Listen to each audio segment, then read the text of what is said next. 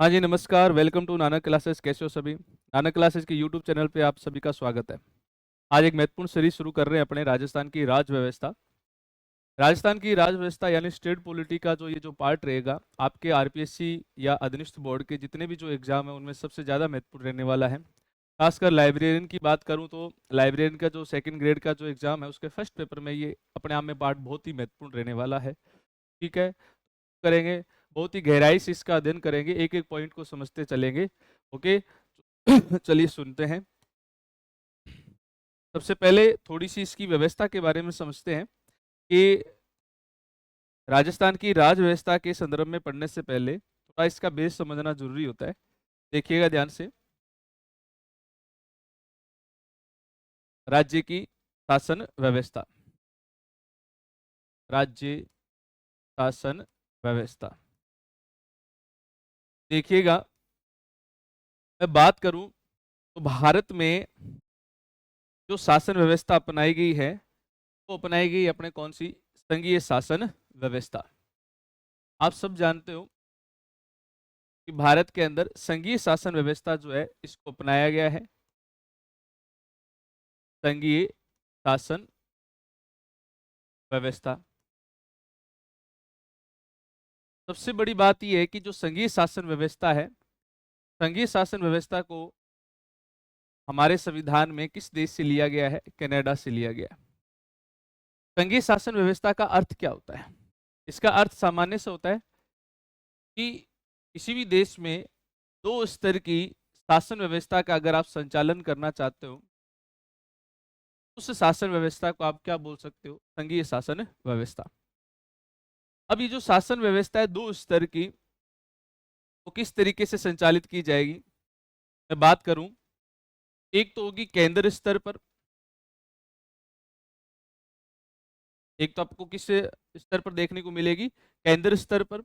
और एक आपको देखने को मिलेगी राज्य स्तर पर। एक तो होगी केंद्र स्तर पर और एक होगी अपनी कौन सी? राज्य स्तर पर। अब यहां पर आपको ध्यान रखना है कि भारत के अंदर अपनी जो शासन व्यवस्था है, संघीय शासन व्यवस्था के दो स्तर है। एक तो है केंद्र स्तर और एक है राज्य के स्तर की बात करें तो राज्य स्तर। अब आपको यह ध्यान रखना है कि केंद्र स्तर पर जो शासन व्यवस्था का संचालन है इसे हम केंद्रीय सरकार के नाम से जानते हैं, यानी संघीय सरकार। और राज्य स्तर पर जो शासन व्यवस्था का संचालन किया जाता है, यहां पर आप अपनी सामान्य लैंग्वेज में बोल सकते हो राज्य सरकार। ये रहेगी अपनी कौन सी? राज्य सरकार। अब ध्यान से सुनिएगा, संघीय सरकार की अगर मैं बात करूं, इसका भारतीय संविधान के अंदर उल्लेख की बात करें तो भाग 5 और अनुच्छेद जो रहेगा अपना आर्टिकल 52 से शुरू होती है और 52 से लेकर अपन चलें 147 तक। कौन से आर्टिकल की बात करूं मैं? आर्टिकल 52 से लेकर 147 तक संघीय सरकार यानी केंद्र स्तर की संघीय सरकार के बारे में प्रावधान आपको देखने को मिलेगा। इसी प्रकार राज्य स्तर की मैं बात करूं, राज्य स्तर के शासन व्यवस्था का यानी राज्य सरकार का जो उल्लेख है संविधान के अंतर्गत, वो आपको देखने को मिलेगा भाग 6 और अपना जो अनुच्छेद जो रहेगा राज्य सरकार के संदर्भ में वो आर्टिकल रहेगा 152 से लेकर अनुच्छेद 237 तक। ये अपने राज्य स्तर की सरकार के बारे में प्रावधान हमारे संविधान के अंतर्गत किया गया। अब दोस्तों यहां पर एक चीज और समझनी है और वो ये समझनी है कि जो संघीय सरकार है, संघीय सरकार के आप तीन प्रकार या तीन टाइप इसके बना सकते हो। या हम पढ़ते हैं कि संघीय सरकार यानी सरकार जो होती है उसके अंग तीन होते हैं, जिनमें से मैं बात करूं तो सबसे पहला आप लोग पढ़ते हो कार्यपालिका। कौन सा पढ़ते हो? कार्यपालिका, जिसको हम बोलेंगे संघीय कार्यपालिका। दूसरा व्यवस्थापिका। और तीसरा अगर आप देखना चाहो तो ये अपना रहेगा कौन सा, न्यायपालिका। ठीक है। अब आपको ये भी जानना जरूरी है कि यहां पर संघीय कार्यपालिका है, इसके अंतर्गत आपको क्या क्या व्यवस्था देखने को मिलेगी, व्यवस्थापिका में क्या क्या व्यवस्था देखने को मिलेगी, और न्यायपालिका के अंतर्गत आपको कौन कौन सी व्यवस्था देखने को मिलेगी। कार्यपालिका की बात करूं केंद्र सरकार की, तो यहां पर आपको राष्ट्रपति, उपराष्ट्रपति,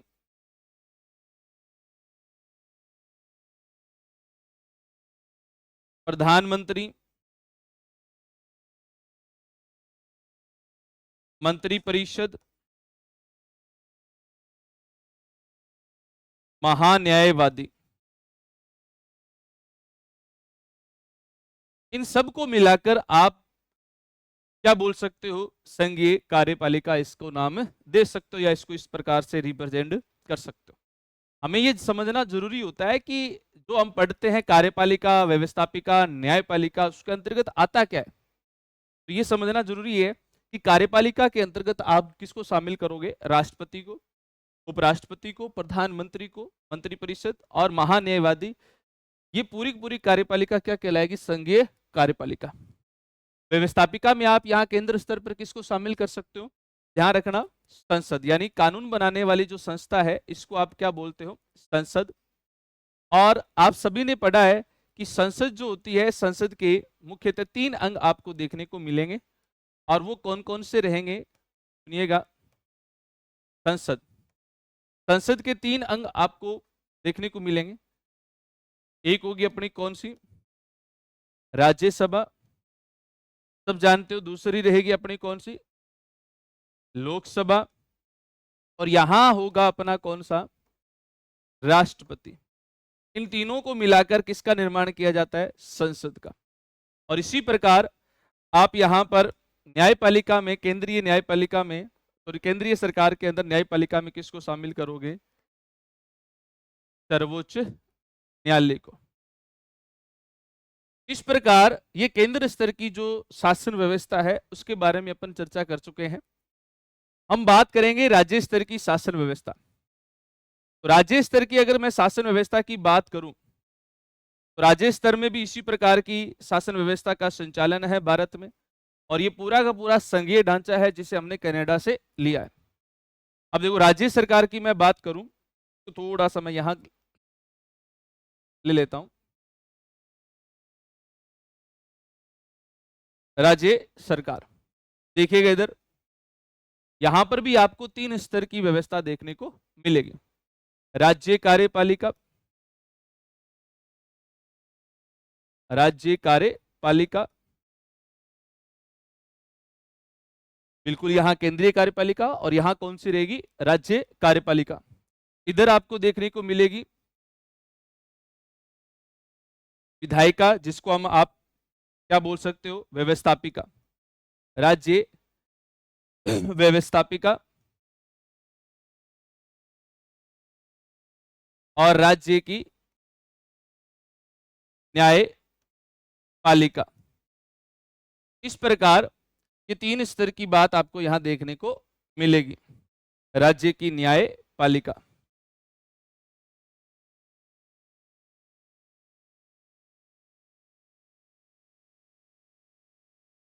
ठीक है भी। अब आपको यहां पर भी समझना है कि राज्य सरकार की जो कार्यपालिका है इसके अंतर्गत आप किसको शामिल कर सकते हो। तो देखिएगा यहां राज्य कार्यपालिका को किस के अंतर्गत कौन कौन शामिल हो सकता है। नंबर 1 राज्यपाल,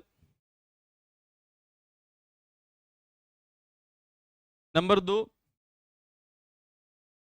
मुख्यमंत्री, नंबर 3 राज्य मंत्री परिषद। नंबर 3 पे कौन सा आएगा, राज्य मंत्री परिषद। और राज्य मंत्री परिषद के बाद नंबर 4 पे आपको देखने को मिलेगा यहां पर कौन सा, महाधिवक्ता, महाधिवक्ता। इस प्रकार ये जो व्यवस्था रहेगी राज्य सरकार के अंतर्गत, राज्य कार्यपालिका आपको देखने को मिलेगी। व्यवस्थापिका, ये बिंदु थोड़ा समझिएगा। केंद्र में जो व्यवस्थापिका है इसको आप बोलते हो संसद। केंद्र में कानून बनाने वाली संस्था है, इसको आप बोलते हो संसद, व्यवस्थापिका या विधायिका। इसी प्रकार राज्य में जो कानून का निर्माण करने वाली जो व्यवस्था है इसको आप बोलते हो राज्य व्यवस्थापिका या विधायिका। और ये जो संस्था होगी हमारी यहां पर वो क्या कहलाएगी? विधान मंडल। क्या कहलाएगी? विधान मंडल। अब आपको यह समझना है कि विधान मंडल दो प्रकार के होते हैं, एक सदनीय, द्विसदनीय। एक तो कैसा होता है? एक सदनीय, और एक कैसा होता है? द्विसदनीय विधान मंडल। अब सर एक सदनीय विधान मंडल, द्विसदनीय विधान मंडल, इनमें अंतर क्या है? तो ध्यान से सुनिएगा, इनमें अंतर है। एक सदनीय विधान मंडल में आप शामिल करोगे राज्यपाल और विधानसभा। बात समझ में आ गई? और द्विसदनीय विधान मंडल में आप शामिल करोगे राज्यपाल, विधानसभा और विधान परिषद। इन तीनों को मिलाकर किसका गठन हो जाएगा? द्विसदनीय विधान मंडल का गठन हो जाएगा। एक बेसिक सा क्वेश्चन यहां से एग्जामिनर के द्वारा पूछ लिया जाता है, और वो क्वेश्चन ये पूछा जाता है कि द्विसदनीय विधान मंडल कितने राज्यों में स्थापित किया गया है। तो यहां पर आपको बहुत ही आसान सा क्वेश्चन का आंसर मिल जाता है कि जो द्विसदनीय विधान मंडल है ये हमारे 6 राज्यों में देखने को मिलेगा। कितने राज्यों में देखने को मिलेगा? 6 राज्यों में। और ये 6 राज्य कौन कौन से हैं? तो सुनिएगा ध्यान से, आप इसको इस तरीके से याद कर सकते हो। कुंभ, जाट, कैसे आप याद कर लोगे? कर्नाटक, यूपी, यू से आप क्या याद कर लोगे? उत्तर प्रदेश, एम से याद कर लोगे आप महाराष्ट्र, बी से याद कर लोगे आप बिहार, जे जम्मू एंड कश्मीर। वर्तमान में इसमें ये क्या कर दी गई है? विधान परिषद समाप्त कर दी गई। 2019 के बाद से यहां विधान परिषद का दर्जा समाप्त हो चुका है। 2019 से पहले जम्मू कश्मीर में विधान परिषद थी। तो ये प्रश्न आ जाता है कि हाल ही में किस राज्य में विधान परिषद का दर्जा समाप्त किया गया है? तो हमारा आंसर जो रहेगा वो कौन सा रहेगा? जम्मू कश्मीर। ए से आ जाएगा आंध्र प्रदेश, और टी से आ जाएगा आपका कौन सा? तेलंगाना।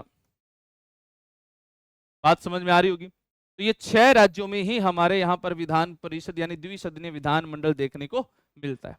इसके अलावा भारत के जो बाकी राज्य हैं उन सभी राज्यों में आपको कौन सा विधान मंडल देखने को मिलेगा? एक सदनीय विधान मंडल देखने को मिलेगा।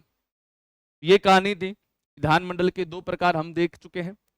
फिर राज्य न्यायपालिका में आपको क्या देखने को मिलेगा? इसको सुनिएगा। राज्य न्यायपालिका में आपको सबसे बड़ा न्यायालय जो मिलेगा उसका नाम रहेगा उच्च न्यायालय देखने को। यह अपना कौन सा रहेगा? उच्च न्यायालय।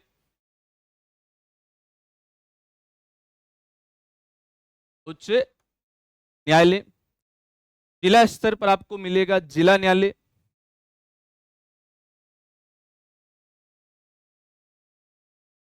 और तहसील स्तर पर आपको देखने को मिलेंगे मजिस्ट्रेट न्यायालय। इस प्रकार ये हमारी पूरी की पूरी शासन व्यवस्था की एक संरचना है, एक ढांचा है। थोड़ा सा रिवीजन हो जाए तो देखिएगा। मैं बात करता हूं, सबसे पहले हमने शुरुआत की कि भारत के अंदर किस प्रकार की शासन व्यवस्था है। भारत के अंदर संघीय शासन व्यवस्था है। संघीय शासन व्यवस्था में हमेशा 2 स्तर की सरकार होती है, एक केंद्र स्तर की और एक राज्य स्तर की। केंद्र स्तर पर आपको भाग 5 में अनुच्छेद 52 से 147 तक संविधान का प्रावधान है, और सरकार के 3 प्रकार आपको देखने को मिलेंगे, केंद्रीय कार्यपालिका, व्यवस्थापिका और न्यायपालिका। केंद्रीय न्यायपालिका जो है, तो केंद्रीय कार्यपालिका जो है उसमें आपको राष्ट्रपति, उपराष्ट्रपति, प्रधानमंत्री, मंत्रिपरिषद और महान्यायवादी के बारे में अध्ययन करना होता है। और व्यवस्थापिका में अगर मैं बात करूं तो संसद, और संसद के 3 पार्ट रहेंगे, राज्यसभा, लोकसभा और राष्ट्रपति। न्यायपालिका की मैं बात करूं तो यहां पर केंद्र स्तर पर सबसे बड़ी जो न्यायपालिका आपको देखने को मिलेगी वो रहेगी अपनी कौन सी, सर्वोच्च न्यायालय।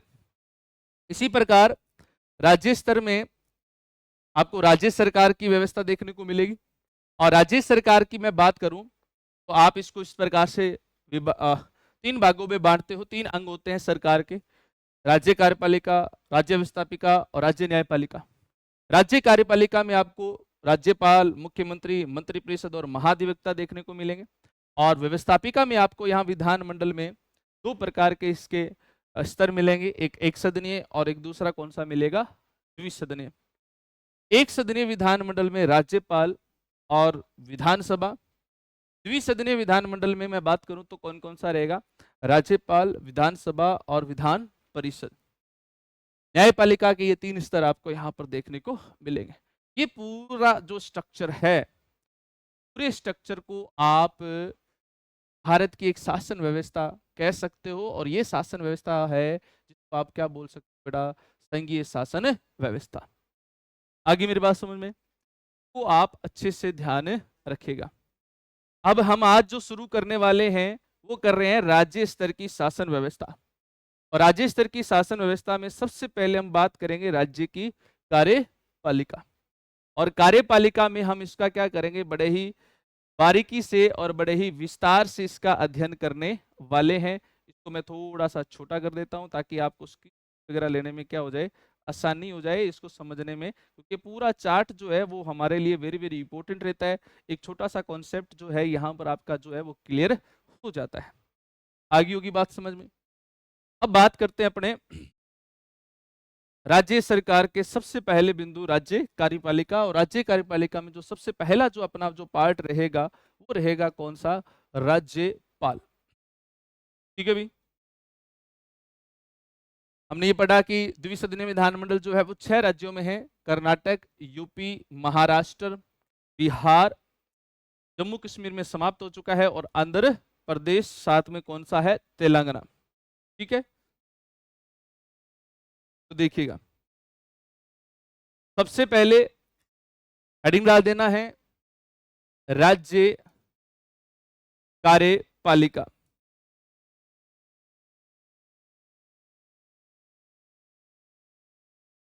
राज्य कार्यपालिका। और राज्य कार्यपालिका की मैं बात करूं तो आपको थोड़ा सा इसके बारे में जानकारी होनी चाहिए, थोड़ी सी एक जानकारी होनी चाहिए कि राज्य कार्यपालिका का जो प्रावधान है संविधान के भाग 6 और अनुच्छेद आर्टिकल 153 से लेकर आर्टिकल 167 तक राज्य कार्यपालिका के बारे में प्रावधान है। आप कहोगे सर अनुच्छेद 152, तो अनुच्छेद 152 है, अनुच्छेद 152 जो है ये राज्य सरकार के बारे में क्या कर रहा है, परिभाषित कर रहा है, राज्य सरकार के बारे में वर्णन करता है। यानी राज्य सरकार की शासन व्यवस्था का जो प्रावधान है तो इसके बारे में लिखा गया, किस प्रकार की शासन व्यवस्था हमारे यहाँ राज्यों में संचालित की जाएगी। कार्यपालिका के अंतर्गत सबसे पहला बिंदु जो रहेगा वो अपना कौन सा रहेगा, राज्यपाल। आज हमारा जो टॉपिक रहेगा वो राज्यपाल। फिर अपन पढ़ेंगे अपने कौन सा, मुख्यमंत्री, मंत्रिपरिषद और महाधिवक्ता। और इसी के साथ अपने जो राज्य कार्यपालिका का जो पार्ट है वो क्या हो जाएगा, कंप्लीट हो जाएगा। बच्चों हेडिंग डाल देना राज्यपाल। देखिएगा गुरु पूर्णिमा के समय, आज गुरु पूर्णिमा है और आज गुरु पूर्णिमा के दिन हमारे नानक क्लासेज ऐप के ऊपर जितने भी प्रकार की जो टेस्ट सीरीज वीडियो कोर्स है उन सभी पर 50% का क्या मिलेगा, आपको ऑफ मिलेगा। आप ज़्यादा से ज़्यादा यहाँ विजिट कीजिए। आपको वीडियो कोर्स के साथ में पीडीएफ, आपको टेस्ट सीरीज, ये सारी जो अध्ययन सामग्री है आपको इस ऐप पे आपको मिल जाएगी। गुरु पूर्णिमा पर ये आपको 50% ऑफ के साथ ये टेस्ट सीरीज वगैरह जो है आपको उपलब्ध रहेगी। देखिएगा, इधर ध्यान से सुनिएगा, हेडिंग डाल दो राज्यपाल। मैं बात करूं राज्यपाल की तो आपको ये समझना जरूरी है इसको किस प्रकार से इसका अध्ययन किया जाए। राज्यपाल के अध्ययन करने से पहले इसकी एक रूपरेखा समझ लीजिएगा। सबसे पहले अपन क्या करेंगे, इसकी जो पद की जो विशेषता है, पद की जो विशेषता है, विशेषता के बारे में थोड़ा सा समझेंगे। फिर इसके जो संवैधानिक प्रावधान है, संवैधानिक प्रावधान जो आर्टिकल्स है जिसे आप अनुच्छेद कहते हो, आर्टिकल 153 से स्टार्ट होगी कहानी 159 तक जो मुख्य रूप से पढ़ेंगे। सारे संवैधानिक प्रावधान जो है वो अपन क्या करेंगे, इसके अध्ययन करेंगे। और उसके बाद में राज्य की जो कार्य जो शक्तियां हैं राज्यपाल की, उन शक्तियों का क्या करेंगे, अपन अध्ययन करेंगे। ये तीन मुख्य बिंदु तो आपको अध्ययन करना ही करना है। इसके बाद में राजस्थान के जो प्रमुख राज्यपाल है, जहां से सबसे ज्यादा क्वेश्चन आते हैं, इस बिंदु पर भी हम क्या करेंगे, अध्ययन करेंगे। सबसे पहले अपनी इस रूपरेखा को ध्यान में रखते हुए इसी तरीके से इसका अध्ययन करेंगे ताकि आपको ये कॉन्सेप्ट जो है अच्छे से क्या आ जाए, समझ में आ जाए। ठीक है, सबसे पहले आपने देख लिया होगा इसको। सबसे पहले मैं बात करूंगा पद विशेषता की, कि राज्यपाल का जो पद है उसकी जो मुख्य विशेषता है वो आपको क्या देखने को मिलेगी।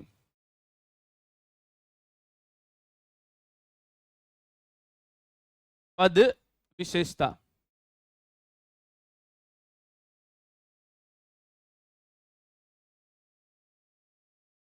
अगर मैं पद विशेषता की बात करूं तो राज्यपाल का जो पद है, हर राज्य में एक राज्यपाल नियुक्त किया जाता है, तो उसके अपने आप में क्या विशेषता आपको देखने को मिलेगी। थोड़ा सा इसके बारे में हिस्टोरिकल पार्ट समझिएगा। ब्रिटिश शासन व्यवस्था के दौरान यानी अंग्रेजों के द्वारा इस पद को एक प्रशासनिक गतिविधि के रूप में इसका इस्तेमाल किया गया। ब्रिटिश सरकार ने, आप सब जानते हो कि ब्रिटिश काल के समय भारत पर शासन जो इन्होंने संचालित किया था, यहां पर पूरे भारत के प्रांतीय क्षेत्र को व रियासतीय क्षेत्र को इनको नियंत्रण करने के लिए सबसे बड़ा जो प्रशासनिक अधिकारी ब्रिटिश सरकार के द्वारा यहां नियुक्त किया जाता था, जिसका नाम था governor general. Governor general, governor general जो है यहाँ के भारत की प्रशासनिक जो व्यवस्था उस पर क्या रखता था, नियंत्रण रखता था। और गवर्नर जनरल के अधीन हर स्टेट में, हर रियासत के क्षेत्र में एक और अधिकारी होता था जिसका नाम था गवर्नर। और गवर्नर के नीचे जो है निम्न स्तर के अधिकारी कार्य करते थे। तो हर स्टेट की जो डिटेल्स होती है, वहां की प्रशासनिक है या अन्य जितनी भी घटनाएं हैं, उन सब की जो जानकारी है गवर्नर जो है वो किसको देता था, गवर्नर जनरल को। गवर्नर जनरल ये अपनी जो फाइल है वो किसके यहाँ रखता था, भारत सचिव के यहाँ। और भारत सचिव है ये ब्रिटिश पार्लियामेंट में रिपोर्ट प्रेजेंट करता था। ये एक कड़ी, एक सीरीज जो है हमारे यहाँ पर चलती थी। अब देश आजाद हो गया, संविधान लागू हमने कर दिया, लेकिन जो भारत का प्रशासन था ब्रिटिश सरकार का इसी प्रकार से संचालित किया गया था। उसमें हम हैबिचुअल हो गए थे, हमें उसकी प्रशासनिक स्थिति में रहने का या फिर हमें उससे कार्य करने की आदत हो गई थी। तो हमें यही व्यवस्था आजादी के बाद में लगभग संचालित करनी पड़ी। तो हमें यहाँ पर राज्यों के अंदर जब भारत का निर्माण होता है और जब राज्यों का पुनर्गठन होता है तो लगभग हमारे पास 16 राज्य देखने को मिलते हैं। तो हर राज्य के इकाई के प्रशासन को नियंत्रण करने के लिए फिर हमने एक पद का संवैधानिक रूप से निर्माण किया और उस पद को हमने नाम दे दिया राज्यपाल। तो राज्यपाल क्या करता है, सभी राज्य प्रशासन की जानकारी या उसके जो नियंत्रण है उस पर देख रेख या मान के चलो उस प्रकार से व्यवस्था बना के रखता है, और अपने हर रिपोर्ट जो है राष्ट्रपति को, यानी गवर्नर जनरल के स्थान पर कौन आ चुका है, राष्ट्रपति, राष्ट्रपति के टेबल पर पहुंचाता है। इस प्रकार जो राज्यपाल है उसकी वर्तमान में जो स्थिति है वो एक प्रकार की, किस प्रकार की स्थिति बन चुकी है, दोहरी भूमिका बन चुकी है। एक तो वह केंद्र का प्रतिनिधि के रूप में कार्य कर रहा है, और दूसरा वह राज्य के प्रशासन को नियंत्रण करता है, इसलिए वहां के राज्य में संवैधानिक प्रमुख के रूप में भी कार्य करता है। हर एक बिंदु को समझेंगे, थोड़ा ध्यान से सुनिएगा। सबसे पहले मैं बात करूंगा कि राज्यपाल जो है वर्तमान में इसकी जो भूमिका है वो कैसी है, दोहरी है। अब देश आजाद हो गया, तमिलनाडु का प्रशासन किस तरीके से चल रहा है या किस तरीके से नहीं चल रहा है, यहां बैठी केंद्र सरकार को कौन जानकारी देगा भाई। इसलिए केंद्र सरकार को जानकारी प्राप्त करने के लिए अपना हर राज्य में एक एजेंट रखना पड़ता है, और वो अपने आप में एजेंट क्या कहलाएगा, राज्यपाल कहलाएगा। तो मैं बात करूं तो राज्यपाल जो है उसकी जो भूमिका है वो किस प्रकार की आपको देखने को मिलेगी, दोहरी भूमिका देखने को मिलेगी इस पद की। तो लिखते हैं राज्यपाल की दोहरी भूमिका, राज्यपाल दोहरी भूमिका पर कार्य करता है।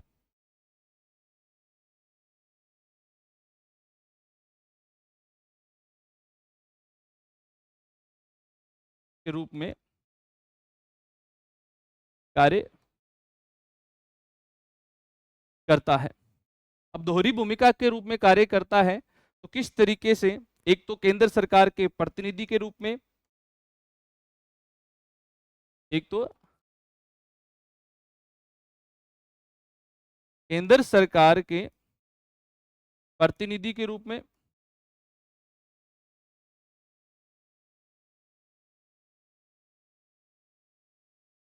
और दूसरा राज्य सरकार के संवैधानिक प्रमुख के रूप में।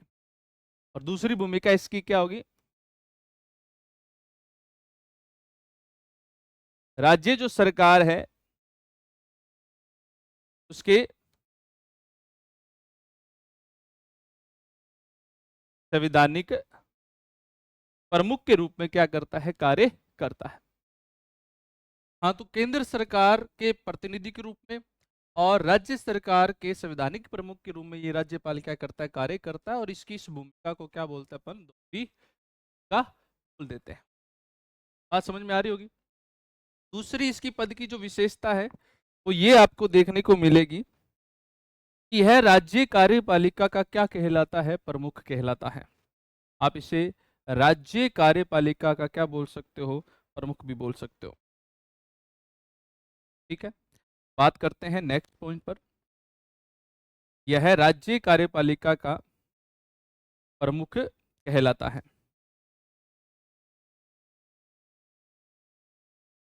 राज्य कार्यपालिका, राज्य कार्यपालिका का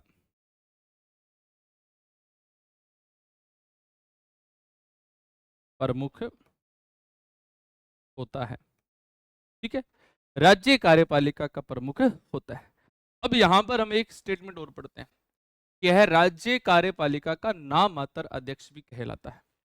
अब ये नाममात्र अध्यक्ष क्यों कहलाता है, ध्यान से सुनिएगा। हमने ब्रिटिश सरकार से एक व्यवस्था को हासिल किया जिसका नाम है संसदीय शासन व्यवस्था, तो हमने प्राप्त किया संसदीय शासन। संसदीय शासन व्यवस्था की एक मुख्य विशेषता ये है कि तो कार्य करने की जो व्यवस्था है उस प्रकार की होगी। एक तो होगी आपकी कौन सी, संविधान के अकॉर्डिंग। एक तो आप संविधान के आधार बनाकर कार्य कर सकते हो।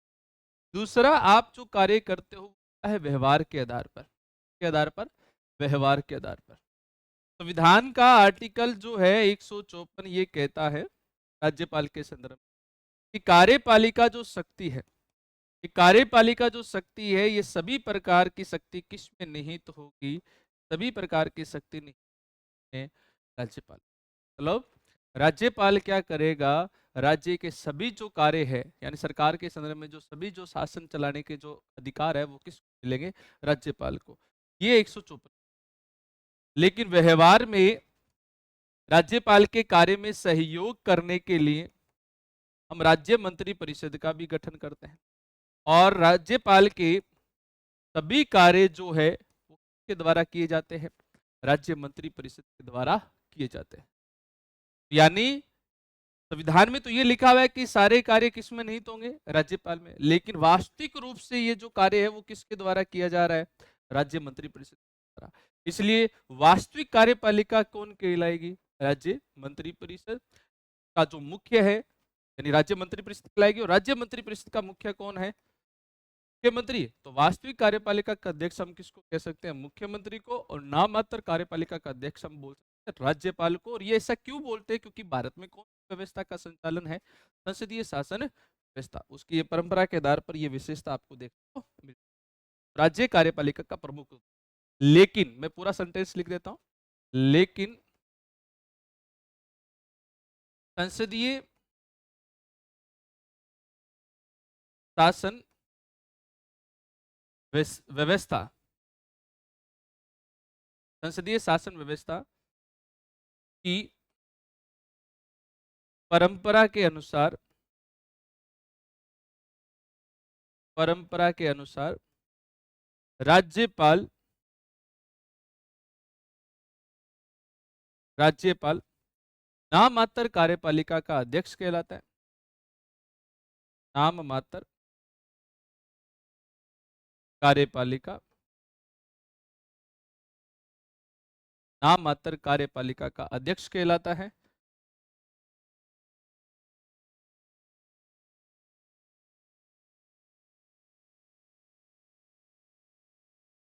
नाम मात्र कार्यपालिका का अध्यक्ष कहलाता है। और मुख्यमंत्री को, मुख्यमंत्री को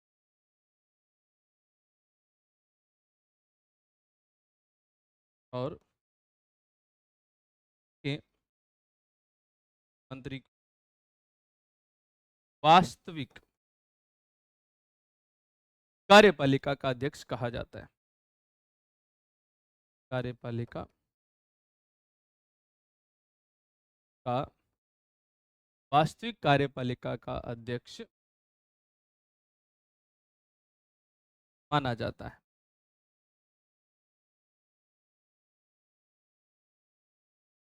ठीक है। दूसरे इसके पद की विशेषता यानी इस पदाधिकारी की दूसरी सबसे बड़ी विशेषता आपको देखिए के बाद में तीसरी सबसे बड़ी मुख्य विशेषता यह है कि यह राज्य का सबसे बड़े पदाधिकारी के रूप में भी कार्य करता है और संविधान का प्रमुख भी कहलाता है। संविधान का प्रमुख हम इसलिए कहते हैं कि राज्य के अंदर सबसे बड़ा जो संवैधानिक जो पद होता है वो राज्यपाल का होता है। ठीक है। तो अपना जो तीसरा पॉइंट जो रहेगा वो ये रहेगा कि राज्य का सबसे बड़ा संवैधानिक प्रमुख कहलाता है। राज्य का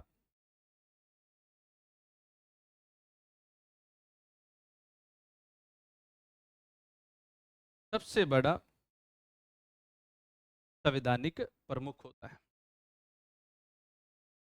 सबसे बड़ा संवैधानिक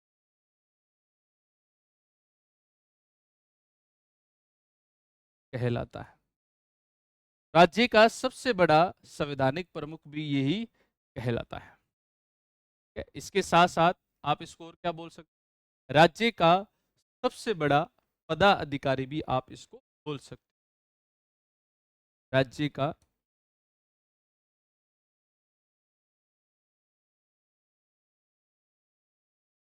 सबसे बड़ा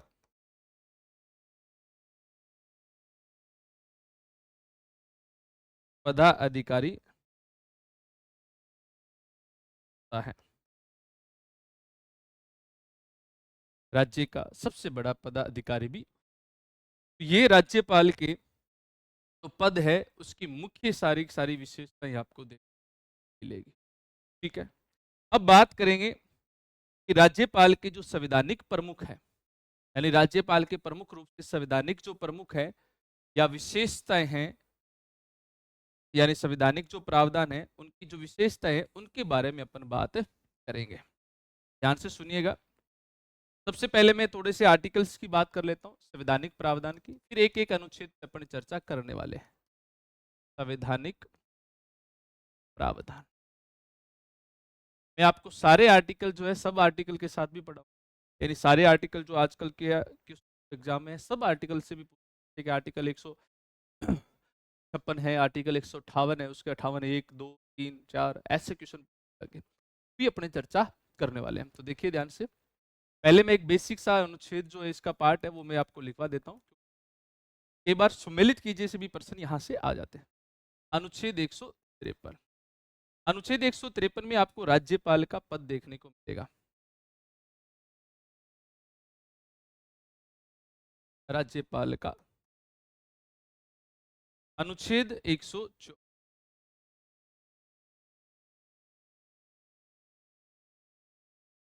अनुच्छेद 154 में लिखा हुआ है कि राज्यपाल में कार्यपालिका शक्ति निहित होगी, यानी कार्यपालिका शक्ति जो है वो किस में निहित होगी, राज्यपाल में होगी।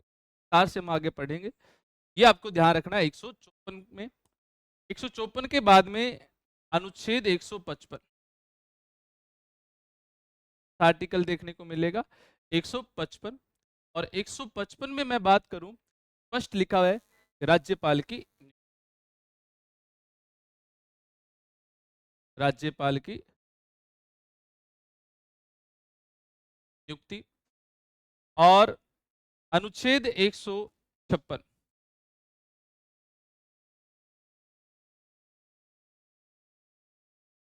पदा अवधि,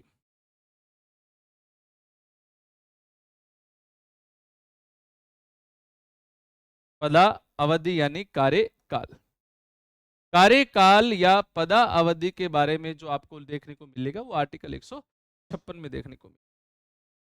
के बाद में अनुच्छेद 157, और 57 में आपको राज्यपाल की योग्यताएं मिलेगी, योग्यताएं या अहर्ताएं देखने को मिलेगी। आर्टिकल 158,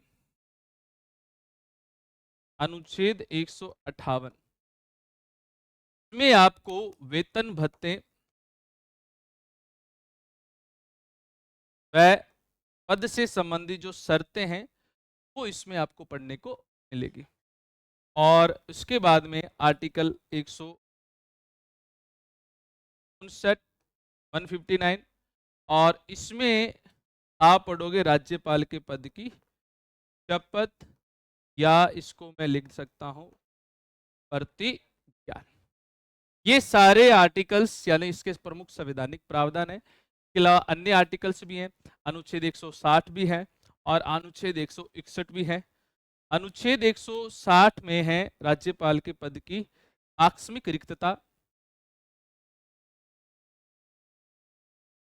अनुच्छेद 160, और 160 में है पद की आकस्मिक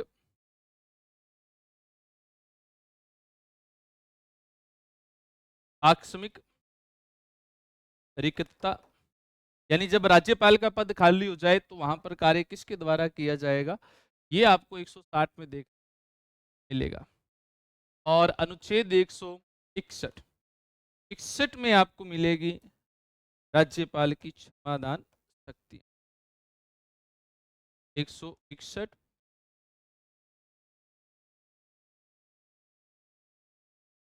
क्षमादान शक्तियां, ये इसके मुख्य रूप से क्या देखने को मिलेंगे, संवैधानिक प्रावधान देखने को मिलेंगे।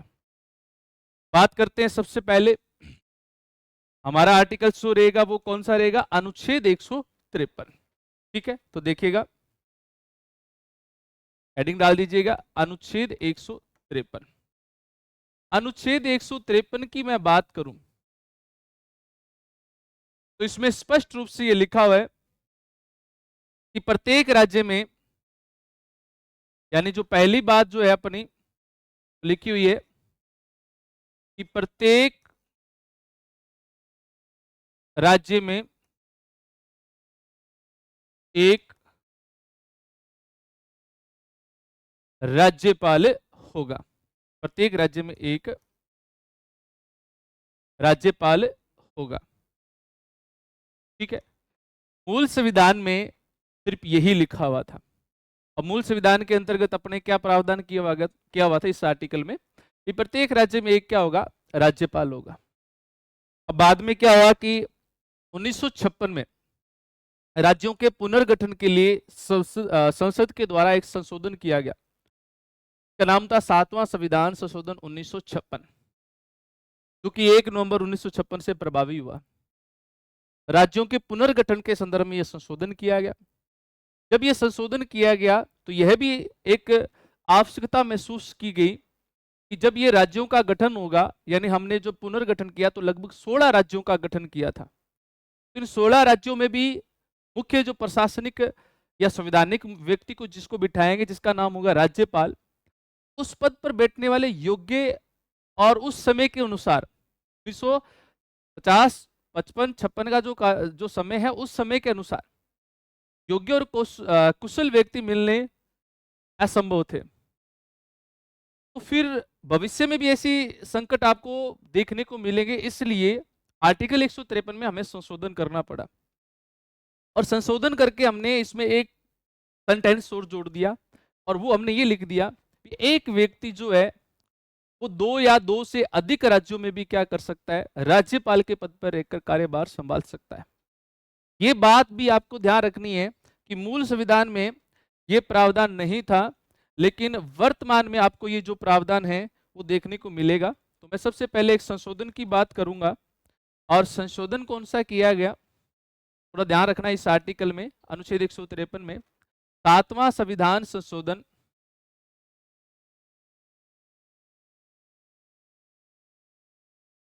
7वां संविधान संशोधन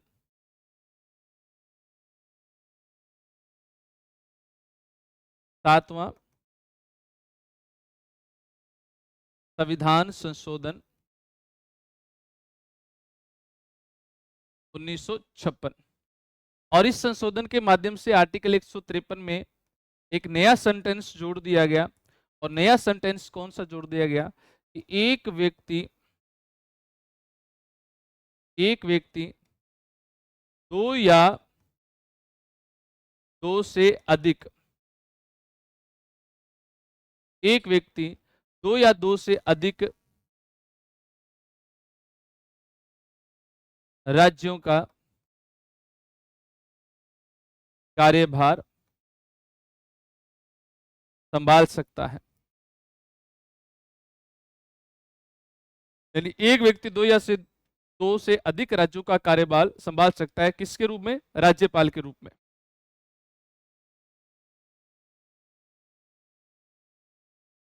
राज्यपाल के पद पर रहकर।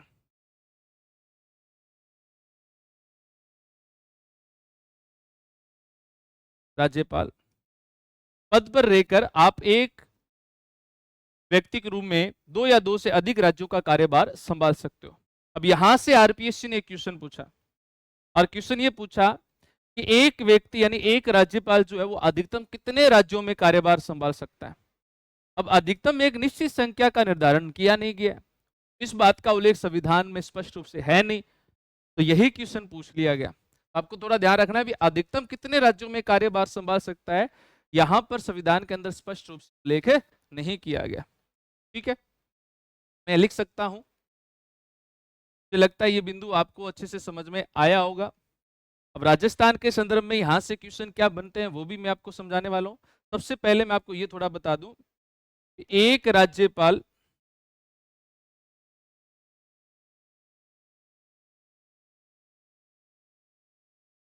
अधिकतम कितने राज्यों का कार्यभार संभाल सकता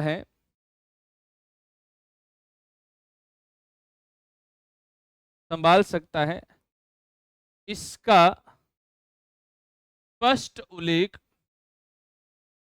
उल्लेख संविधान में नहीं है। स्पष्ट उल्लेख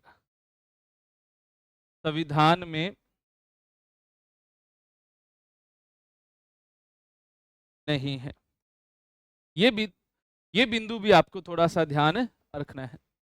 अब ध्यान से सुनिएगा भी, जब 1950 में संविधान लागू होता है, 26 जनवरी 1950 को, तब हमारे राजस्थान में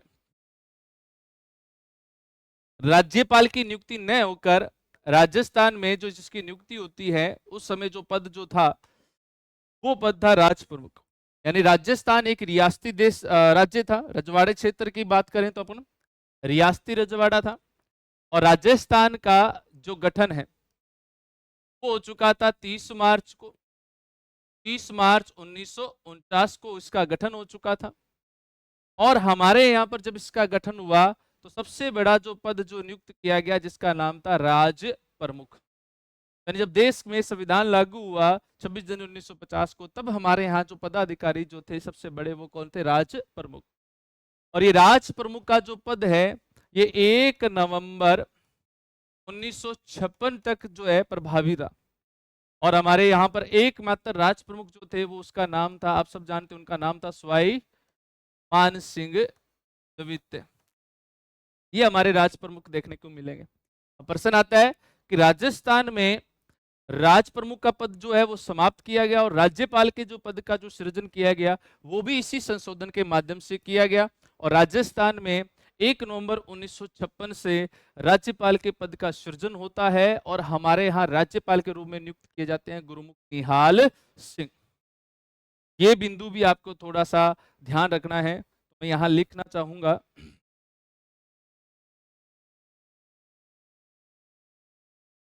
राजस्थान में 30 मार्च 1949 को राज प्रमुख पद का गठन किया गया। प्रथम राज प्रमुख, राज्य के प्रथम राज प्रमुख ये थे हमारे कौन? सवाई मान सिंह द्वितीय। और इन्होंने अपने पद पर कब तक कार्य किया था? तो थोड़ा ध्यान रखना, 1 नवंबर 1956 तक अपने पद पर इन्होंने कार्य किया था। फिर बाद में क्या हुआ? राजस्थान में 7वां संविधान संशोधन, तो मैंने आपको लिखवाया है कौन से संशोधन के माध्यम से? 7वां संविधान संशोधन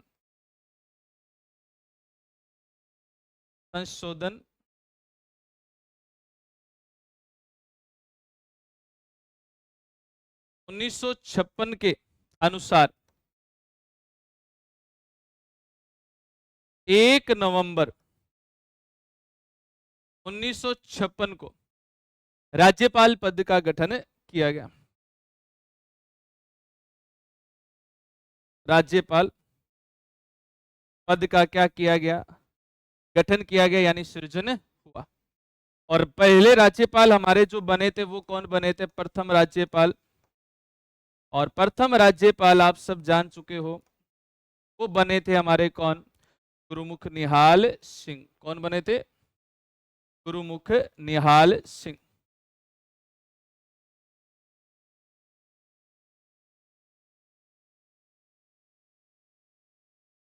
ये कहानी है राजस्थान में राज्यपाल के पद की। आर्टिकल 153 जो है वो आपके लिए सबसे ज्यादा महत्वपूर्ण रहने वाला है, और अनुच्छेद 153 के संदर्भ में जो बातें थी वो हमने यहां तक कंप्लीट कर ली। थोड़ा सा रिवीजन करते हैं। देखिएगा, सबसे पहले मैंने आपको समझाया कि संघीय शासन व्यवस्था का संचालन हमारे यहाँ भारत में चलता है, जो कनाडा से ली गई है। इसका अर्थ होता है कि दो स्तर की सरकार, एक केंद्र स्तर पर और एक राज्य स्तर पर। केंद्र स्तर पर संघीय सरकार और राज्य स्तर पर आपको कौन सी मिलेगी? राज्य सरकार। तो हमने जो सीरीज शुरू की है वो राजस्थान की राज व्यवस्था के संदर्भ में, जिसको हमने अच्छे से यहाँ पर समझ लिया है। उसके बाद में मैंने आपको समझाया राज्यपाल के पद के बारे में। तो राज्यपाल के जो पद की जो मुख्य विशेषता है वो अपने को ये देखने को मिलेगी। और उसके बाद में जो आपका आर्टिकल जो है 153 जो है वो काफी महत्वपूर्ण रहने वाला है, इसको अच्छे से समझेगा। तो सारी जो बातें हैं अपने बड़े ही विस्तार से समझने वाले हैं, ठीक है। तो इसी प्रकार हम इस सीरीज को शुरू कर रहे हैं। तो ज्यादा से ज्यादा इस वीडियो को शेयर कीजिएगा, लाइक कीजिएगा, ओके। बाकी बातें करेंगे अपने नेक्स्ट क्लास में। Best of luck.